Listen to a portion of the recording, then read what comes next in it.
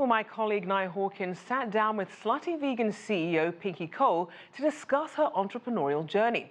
And Nyia started off by asking Cole how she married a provocative name to a common cause. So when I started Slutty Vegan, I had so many critics. I had people telling me it wouldn't work, the name was too provocative, the name is offensive, people aren't going to buy into the idea. But I followed what was in my heart and in my gut, because the bigger picture is that people fell in love with my story. You know what I mean? Like, they didn't fall in love with the brand first, they fell in love with my story. They fell in love with the story of a young girl from East Baltimore who went to Atlanta to go to college, who started a business and lost it to a fire, and then got another opportunity to trailblaze into a vegan restaurant and did it in such a big capacity in such a short period of time. They fell in love with the idea that I am just me and I'm transparent and I'm tangible, people can touch me. You know, they believe in the fact that if Pinky can do it, so can I. It's almost like when President Obama won the election, right? There were so many people who looked like me and you who felt comfortable knowing that if he can do it, I can do it too. And I think that this is the same way with vegan food. What are the entrepreneurial pains to growing so fast? So it's hard. It's not easy to have a concept that the world now knows and loves. And I get emotional about it because every day I wake up and it's just like, okay, you got to do this all over again. And it feels good. It doesn't feel like work, but it's not easy because as much as they love you, they can hate you, right? So you have to remain consistent. When I started this, I was only serving in a food kitchen. Literally, it was a food. Oops, sorry, you need to come. Oh, okay. I was serving in a food kitchen, and the first week I only had 4 customers. And then the week after that, I had over 100 customers. And then the next couple weeks after that, there were hundreds of people standing outside, so much that I had to get a food truck. And when I got the food truck, I didn't know anything about a food truck, didn't know how to drive it, I never ate off a food truck, anything. So when I got that, it really pushed me to a point where I had to get uncomfortable. And being in that uncomfortable space really showed me how to really be an entrepreneur, because you had to make fast decisions. And the next thing I know, I had 500 people standing in line at the food truck every single day with lawn chairs, with umbrellas, with everything you can think of coming from around the world. And at that point, I knew that it was bigger than food. Before you started serving it, were you instantly warm to it, or? Yeah, you know, as a vegan, I'm that vegan that once upon a time we could go to a restaurant and only have one option, if none. Like every single restaurant that I used to go to, I would have to say, hey, can the chef come outside? Can I talk to the chef? And now I don't have that problem. And it's really just bigger than just the vegan and plant-based lifestyle. The carbon footprint that's set when people eat less animals. You know, we're saving the world.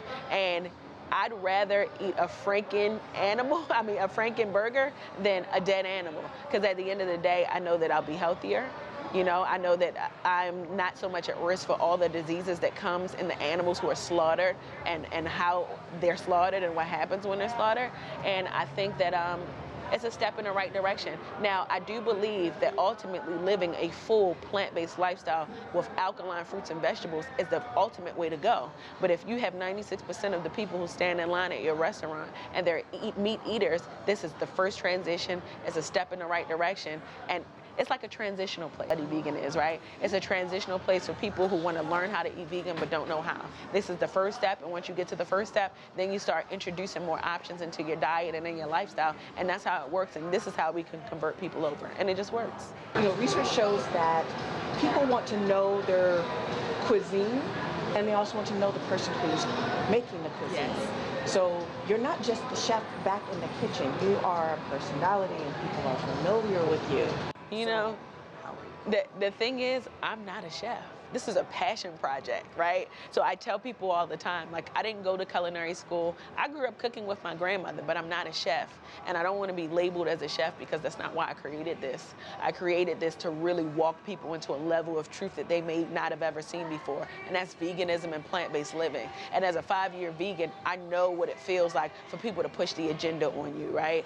And I know what it feels like not to have that agenda pushed. So I wanted to be that person to really welcome people into this lifestyle who have never heard about it in a way where they feel comfortable, where they can feel celebrated doing it, where I'm not pushing it on them and forcing them into a lifestyle that they really don't know anything about. What are your thoughts about turning traditional meat-heavy, fat-heavy comfort food into vegan?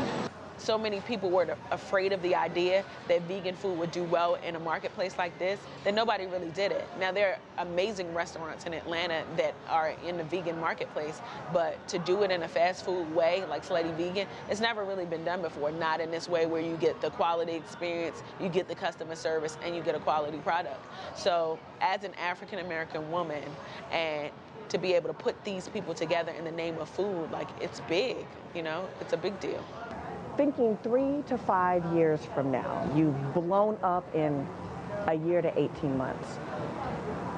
Where do you want to be in 3 to 5 years? So tomorrow, I may be closing a deal that I didn't even think that I'd be closing today. But what I do know is, as long as I continue to change people's minds about how they eat food, to help the ecosystem with our plant-based burgers, I know that I'm doing something right. And as long as I'm moving with pure intention, then everything that I want from the universe will be provided to me.